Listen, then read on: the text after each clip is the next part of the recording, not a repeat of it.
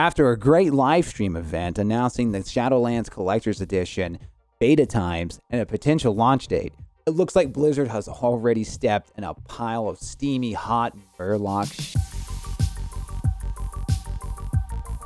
How is everyone doing today? You're watching the D2 Gaming channel, bringing you tips, tricks, news, and advice. My name is Shane.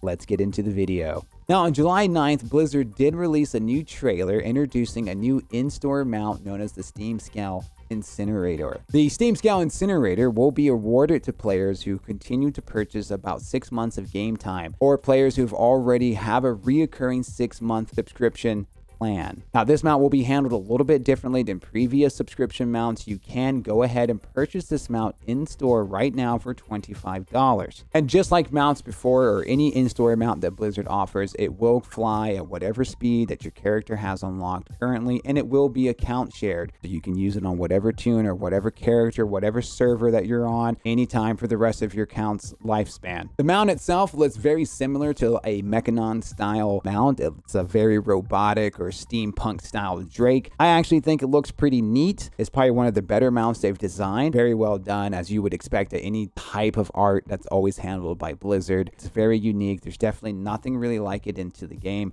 at the moment, and that's probably where a lot of the controversy starts. As you can imagine, players definitely did not take to this mount very kindly. And if we were to look into the past to see previous mounts that they've released under the same type of subscription-based reward program, you would see that there is a trend that definitely shows that the community isn't happy or isn't willing to take these in-store mounts. Now, if we go back to the original subscription mount that they had, the Dreadwake, if you're just going to their YouTube page, you can already see that the Dreadwake itself, the video, has about 1.3 thousand votes up and a whopping 3.1 thousand votes down. Players were not happy when they announced this type of program back in September 2008. But Blizzard didn't stop there. They did release another subscription-based mount known as the Severian Dreamer. Same type of situation here, 6-month recurring subscription. And if we look at that YouTube video, you can see that it has 3.1 thousand votes up with a whopping 15,000 votes down. Players were not happy with this. Again, it seems that they definitely didn't forgive Blizzard even after the Dreadwake fiasco. And they released another mount under the same type of service known as Squeakers. It's a flying rat, essentially. It has 2.3 thousand votes up and 8,000 votes down. Yet again, not a good look for Blizzard at all. Players are not accepting this mount on any level whatsoever. They are 100% against this type of thing. Fast forward to today on July 9th, the Steamscale Incinerator. If we're looking at that video as of this recording, you can see that it has 1.5 thousand votes up and 4.4 thousand votes down. Yet again, just like the trend, as you can see, players are not happy with this mount at all. It is getting downvote massively. The comments are ripping it apart, just like the previous subscription mounts before it. Now, as far as my personal opinion, I think that having a subscription-based rewards program makes sense. Almost every single MMO or any type of subscription service has some type of incentive to reward people who are continuing to pay their subscription month after month. There's nothing wrong with giving you something a little extra for saying, hey, thank you for continuing to pay for your subscription. You don't even have to look that far. World of Warcraft's biggest competitor, Final Fantasy XIV, also has a subscription-based reward program. Now, their program is known as the Veteran Reward Program. This program takes place over the course of almost an entire year. It's broken up in 60 days,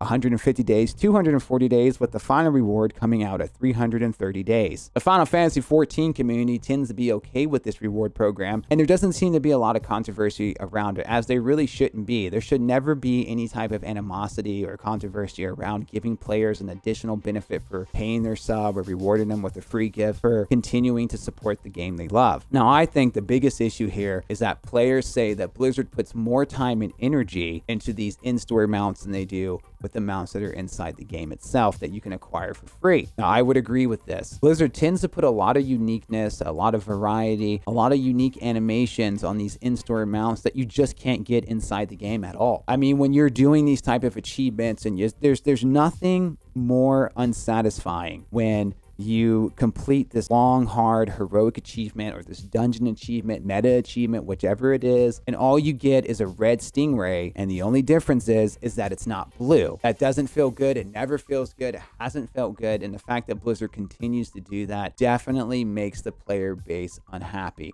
And when you release a mount that looks completely different, that has completely different animations, and there's not an equivalent of that mount inside the game, players are going to get mad. Now, some players think that all these mounts should be included into the game for free. Some players also think that some of these mounts that are coming with the subscription base or these mounts that are in the in-game store should just be the reskins of the mounts that are currently available in the game. I completely disagree with this. If you guys are unhappy right now because Blizzard rewards you with a red stingray when you already have a blue stingray, if they go ahead and just change that mount to, let's say, a yellow stingray, then you guys are going to complain and say that there's not enough diversity to constitute yourself paying 6 months to get that mount. That is not, there's no value there. My personal opinion, I do believe that the mounts do need to be unique. They need to be different. It does need to have some type of incentive to get players to want to subscribe and to continue to subscribe. Now, with that being said, I do expect Blizzard to make more unique mounts in the game. Stop giving us reskins of existing models. It needs to have the same type of treatment for those who are paying for your game, who spend every day unlocking these achievements or perfecting their character so they can unlock these super hard, ridiculous mounts. They're tired of spending hours and weeks just to get a stingray that's now yellow. However, I'm more interested in what you guys think. Are you guys going to be picking up this new Drake? Are you going to buy it outright? You're going to drop the $25, buy it through the store? Or are you just going to pay the $77, get the 6-month plan, and get that mount for free? Do you think Blizzard should even have in-game store mounts? Let me know down in the comments below, or you can tell me your thoughts and opinions live. I stream every Monday through Thursday, 2:30 p.m. Eastern Standard Time till about 8 o'clock. If you enjoyed the video, leave a like, subscribe, hit that bell. It's totally free. And until next time, guys, stay safe, have a beautiful night, and I do hope to see all of you guys very soon.